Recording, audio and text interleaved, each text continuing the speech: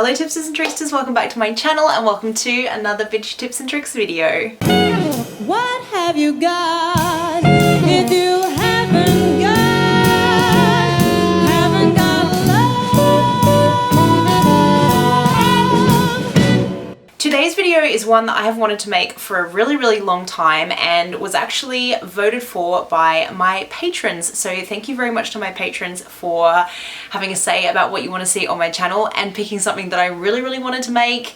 This video actually drew in the vote for what comes next on my channel with last week's video. So if you haven't seen that, do check it out. I will link it up above here. But what I'm going to get into today is the Hays Code. So if you haven't heard of the Hays Code, or the Motion Picture Production Code as it was officially known, it was a code that was used to censor films from 1934 to 1968. It's particularly famous for being very restrictive and for oppressing certain minority groups that we will get into more in this video. I just want to touch lightly on recent topics. There's a lot of conversation at the moment in the vintage community and online in general and in society in general about LGBTQI plus topics and Black Lives Matter, and sometimes I hear from our community that this isn't relevant to the conversation. I've had that in relation to my speaking up about my support of the Black Lives Matter movement here on YouTube and on my Instagram, and I'd just like to point out that this video will be one example of how this actually relates very much to us. It relates, number one, because we have a really diverse community and we need to be inclusive and supportive of everybody in that community. And secondly, when you look at something like the Hays Code and you look at the golden era of Hollywood, this epoch was really marred by some pretty serious discrimination, and you can't really say that you love that era and collect clothing from it and watch the movies from it without acknowledging that element as well. So it really is entrenched in every way in our community. I don't think really anyone would know this, but what I studied at university was film and culture. So before I get started, guys, don't forget to like the video, subscribe and comment down below, and let me know if you want to see more of this movie related content, because obviously it's a topic I'm very passionate about and that I'm quite knowledgeable about, so I would be delighted to make more videos. Okay, so I'm going to start with a little background on the Hays Code. Just prior to the code starting, there had been kind of a lavish, free era in Hollywood. The history of Hollywood, of course, comes from theatre and cabaret and things like ballet, which were always pretty free, artistic, bohemian kind of areas that were seen as a little bit inappropriate by the general masses. And of course, film kind of brought those people to the scene. They were part of the birth of cinema, and it kind of meant that cinema was marred with that reputation as well. And in the 1930s, there were things like Tarzan movies with full nudity, etc. In general, films started to really push the envelope. And in an act of self-censorship, the major production companies decided to run with the Hays Code, which was brought in to try and avoid censorship from government bodies. The Hays Code was named after William H. Hays, who was the president of the Motion Picture Producers and Distributors of America. However, it was most famously related to Joseph Breen, who was the administrator and enforcer of the code for the time that it was particularly strong and prevalent throughout Hollywood. The reason this so heavily relates to our vintage community is because so many of us love the golden era of Hollywood. Now, the golden era of Hollywood spans from the 1920s, the silent era. Some people argue that it didn't start until after the silent era, when talkies first came in, right through to the early 60s. So the Hays Code really was solidly entrenched throughout this time. So you can't really think of the golden era of Hollywood without the Hays Code. The interesting thing about cinema is that there was a Supreme Court decision that freedom of speech did not apply to cinema. So they could bring something like the Hays Code in and start deciding that filmmakers could not just say and show whatever they wanted on the screen. The code was presented in two sections, the first being general principles. This aimed to prohibit the production of films that lowered the moral standard of those that viewed it, especially the more vulnerable, who were of course children, women, and the lower classes. Men, of course, were too intelligent to be swayed by something they saw on a big screen. The idea was that cinema should be showing the correct way to behave, the correct moral code for society, and was very heavily based on Catholic influences. Another big factor was that the code really aimed to uphold law and law enforcement. So governments, police, clergy, etc. were not ever allowed to be shown in a negative light. If there was a villain in a film that held one of these positions, they had to be shown as the exception to the rule. So any type of of law breaking in any film always had to be punished. Hence the famous film noir, the evil woman, the evil adulterous, murderous woman is always punished in the end. And usually so is the hardboiled detective that helps her. We're both rotten. Only you're a little more rotten. You got me to take care of your husband for you. The second part of the code outlined a specific list of things that were not to be shown on the screen. This included nudity, suggestive dancing, lustful kissing, overindulgence in alcohol, and ridicule of religion. A fun little fact is that the ending of Casablanca is a result of the Hays Code. They couldn't actually openly imply that Elsa and Rick had a relationship, and they could not consummate that relationship or get together at the end of the film because that would be adulterous. So the end of the movie is not what was originally written, it is what the Hays Code insisted was the ending. And it's now become one of the most famous endings in Hollywood, so there you go. In 1934, a rule came in that said films needed to get a certificate of approval from the Hays Code Board in order to be released. There was no actual regulations in place to stop movies from being released if they didn't adhere to the Hays Code, but there was the problem of vertical integration. That means that the production companies that made the films also owned the movie theaters, so they decided what American audiences saw. And because they were all self-regulating and afraid of governments stepping in and censoring films, they were all adhering to the Hays Code. There was a period during the 1940s where things got a little bit out of control and movies started to be made that definitely pushed the boundaries of what the Hays Code allowed, but in the early 1950s they rewrote the code and really strictly reined in the films of that era. During the war, women had gone to work, things were kind of changing in society, and then when the war ended, everything kind of got really reined in. Women were sent back home, they were sent out to the suburbs. The opportunities that had been awarded to them were very much taken back again. Even in fashion, we saw like skirts going back down in length, etc. So there was this real backlash, and the Hays Code was no exception. So as I mentioned, it was written very much from the Catholic viewpoint that art needed careful consideration because of its evil moral implications. The code even went so far as to politically censor films, which meant that any films about governments, even ones doing really terrible things, weren't allowed to be shown because governmental authority should be respected and leaders like Hitler needed to be revered and not condemned. So it's not like people didn't know that there were issues with Nazi Germany during that time. It's just that one of the major ways that information was distributed was literally quashing this information and stopping the masses from hearing about this stuff. There was also two specific elements that were prohibited in the Hays Code that I think very specifically relate to our community because it resulted in the extreme whitewashing and straightwashing, if that's a word, of old Hollywood. So firstly, the Hays Code prohibited the showing of sex perversion on film. Even though it wasn't explicitly stated, homosexuality was generally understood during this era to be considered a sex perversion, and so same-sex relationships could not be shown on film or even suggested. Of course, we can go back and look at cinema from this era. I don't know if you've ever seen The Color Lavender or The Celluloid Closet, but there was some tricky reworking of scenes, and the ways that certain actors portrayed characters did work to bring LGBTQI characters to the screen, but they were not allowed to be obviously and outwardly homosexual.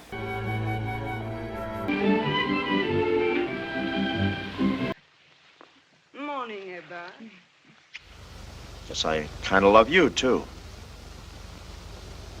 Yeah, now wait a minute, Junior. Stop kissing me. Sister. The second really big element was that miscegenation was banned on screen. If you don't know what that is relationships between white people and people of color. Now, of course, we all know names of film stars from that era that were people of color, but the issue is that because you couldn't put two people of different races on the screen together, it meant that the big Hollywood stars that got the biggest and best roles were white performers, and that black performers and performers of other races and ethnicities had to be in films specifically related to their race or ethnicity, or a race or ethnicity that they could pass as far as Hollywood was concerned. But once again, often you saw people in blackface and yellowface, and white performers were given the roles that should have been given to performers who actually were of that ethnicity. Apart from the very obvious serious lack of representation on the screen during this time, it also had a massive impact on the careers of different performers. Of course, if you've seen the TV show Hollywood, you'll already know the story of Hattie McDaniel. She was the Mammy character in Gone with the Wind, a film which, if you didn't already know, has some pretty serious issues. There's a reason why it disappeared from many film catalogues and from online viewing options. Yeah. So Hattie McDaniel played the famous role of Mammy in Gone with the Wind and actually won an Oscar for the role.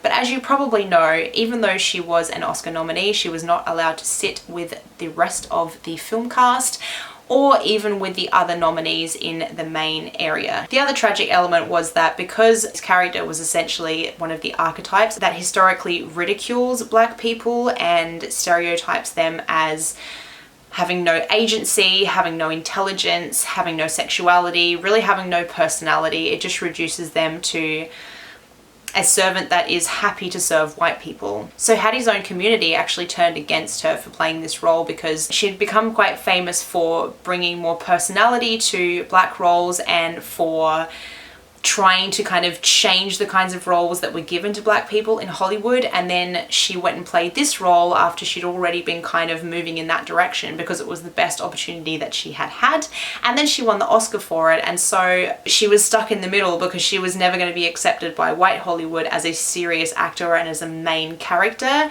but she was also outed by her own community for essentially betraying them and, I guess, selling out to white Hollywood. Two other actresses that were seriously affected by the Hays Code and of course segregation during this time were Dorothy Dandridge and Lena Horne. Now both of these actresses actually became quite famous, and I think most people in the vintage community are probably familiar with them, but there are many examples of how their careers were put on hold or wonderful opportunities were taken from them when they were really the best person for the role and were far more talented than the people that got cast instead. Now both women were accepted into Hollywood because producers and agents felt that they didn't come across as black at all, that they were very sexy, that they were very glamorous, and that they had the ability to play a lot of different ethnicities. This actually really meant that they were always secondary roles because, let's face it, unless it was an exotic princess movie, these kinds of roles are always the sidekick, the nightclub singer, the best friend, etc. They're never the main star. Dorothy Dandridge was told that she was so talented and had so much going for her and was so versatile that she was going to have a huge career. So she decided to start saying no to these kinds of secondary roles because she had been told that she was worthy of being a leading lady. Now the problem during this time was that you were signed to production companies. You weren't independent like Hollywood artists are now, signed to agencies, etc., but they're essentially freelancers. Whereas in those days, people were signed to a production company, and the contracts that they signed actually specified how many films they had to do for each production company. So they might change over their career, but they were contracted to a certain number of films, which, to use a music industry term, meant that many of them could be shelved. So if you were seen as being too difficult, or they decided that you were competition for someone else that they wanted to push more, they would not give you any film roles. But because you hadn't completed your contract and done all of the films that you had promised, you couldn't leave and go somewhere else or do anything else with your career. So essentially they were shelved by the production companies who didn't want to use their talent, but also who didn't want their talent going to a competitor. So Dorothy Dandridge started refusing these secondary roles, and as a result she essentially got her career put on hold. Dorothy Dandridge actually has the honor of having the first on-screen kiss between a white man and a black woman. Oh wait, it's referred to as a kiss, but let me show you the scene. Yes. That's right, they hugged. And this film almost didn't make it into cinemas because it was seen as so incredibly risque. Absolutely insane. And this was in 1957 when the Hays Code was really struggling to maintain its grip on Hollywood because so many films were becoming much more liberal in their content. To think that this film was seen as such a big deal and wasn't allowed to show in so many cinemas, particularly in the South, is absolutely crazy to me. Lena Horne for me is a particularly tragic story. She was so incredibly talented and she became quite famous for singing the song Can't Help Loving That Man in a previous film. Can't help loving that man of mine. Which she did a beautiful and fantastic job of, and it ignited her lifelong passion of wanting to take the lead role of Julie in Showboat, which her production company made her believe for many years would be something that would actually happen in her career, because she had already proven that she was capable of singing the part, and she was a black woman that Hollywood had welcomed because she passed as white. How much more perfectly cast for the role can you be? So when Lena Horne entered Hollywood, she was sent to none other than Max Factor. He was the star maker. He was the person behind people like Rita Hayworth and Judy Garland. He was the one that put actresses under certain lighting and decided whether they needed to become a redhead or a brunette or a blonde.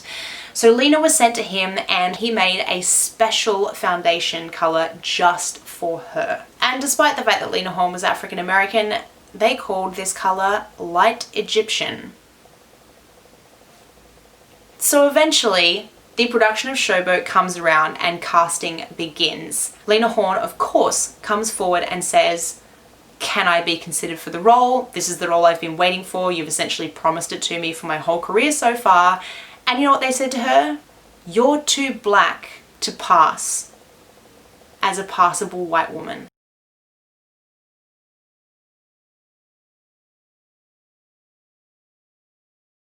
So, the role went to, of course, Ava Gardner, who we all know from Showboat. The tragic thing is that Ava Gardner was actually Lena Horne's neighbor and good friend. And to rub salt into the wound even further, guess how they made Ava Gardner, who was a white girl from the South, look like she was half black? Oh yeah, that's right. They painted her with the very makeup that Max Factor invented for Lena Horne. They plastered Light Egyptian all over her. It gets even better. You know how Lena Horne had already proven she was an amazing singer and had performed the lead song from the movie beautifully? Well, Ava Gardner couldn't sing, so they actually dubbed her for the movie. Can't help loving that man of mine. So not only was she not black and painted with the makeup that was made for Lena Horne, but she didn't even sing the lead vocals. Infuriating, right? I think it's really important to remember that old Hollywood wasn't just white actors. So when you're going through the old Hollywood catalogue, take the time to watch films that star actresses like Lena Horne and Dorothy Dandridge and Hattie McDaniel, because they did make fantastic films. And even though a lot of the time they were secondary roles or nightclub singers or bit parts, they really shone on screen and they really did have the goods. They were told this by the industry. They just weren't allowed to have the roles. So getting back to the wonderful Hays Code. So as time went by, production companies felt more and more pressure to put things in films that their audiences were seeing in foreign films and on TV, and that the Hays Code prohibited. So they started releasing movies that didn't have the certificate of approval. There was also a Supreme Court decision that vertical integration actually broke antitrust laws. Antitrust laws are in place to make sure that certain companies can't dominate an industry and that there is fair competition. So obviously, a production company also owning movie theaters just means that they have too much control over the movie industry. So the decision was made that they had to sell movie theaters, which of course meant that they no longer had the control and the decision over what audiences saw. And so more and more films got released that didn't have the tick of approval from the board. And eventually the MPAA film rating system came in that we still know today. There are many filmmakers and producers and performers during that era that said in some ways the code actually made them more creative, but there is absolutely no doubt that there was a serious problem with representation during that era, and you do really have to go and look for the lesser known films and the lesser available films in order to see a more diverse range of performers. So having talked about this, I'd like to leave you with some film suggestions that might get you watching something a bit more out of the box than what you're used to.